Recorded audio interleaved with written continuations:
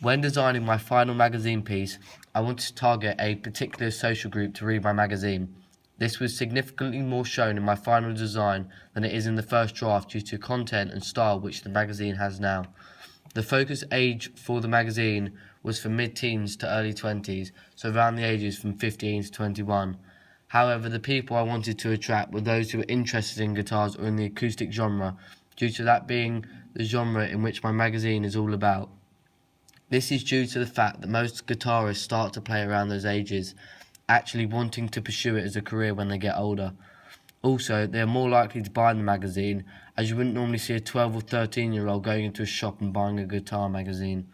Also, the magazine is a formal one, therefore only mature audiences will want to read it, and when you get to around 15 and above, you start to make adult-like choices, improving their maturity.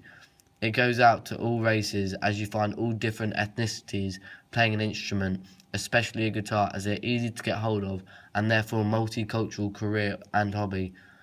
These social groups and ages are represented by the articles which have been written and included in the magazine. All of the articles in the magazine relate from teenage years and how they rose above their social issues. This is easily relatable for 15 to 21-year-olds, as they all suffer issues, however they don't speak out about it. This therefore allows the reader to relate, as it's making them more engaged. With the cover lines used and the articles written, it hits those about what that industry of genre is really like. It represents those with highs and lows and having a rough time. This allows people to connect, so it is best to be real and revolve your information about one particular genre and subject. It is easy to relate to, as many go through the same issue, but they feel they are alone.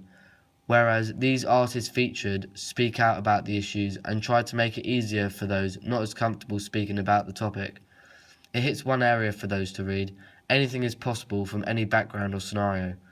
Moving on, the colour scheme represents the target audience a substantial amount. Having bright and vibrant colours of orange excites the reader, as they don't always like plain and simplistic colours.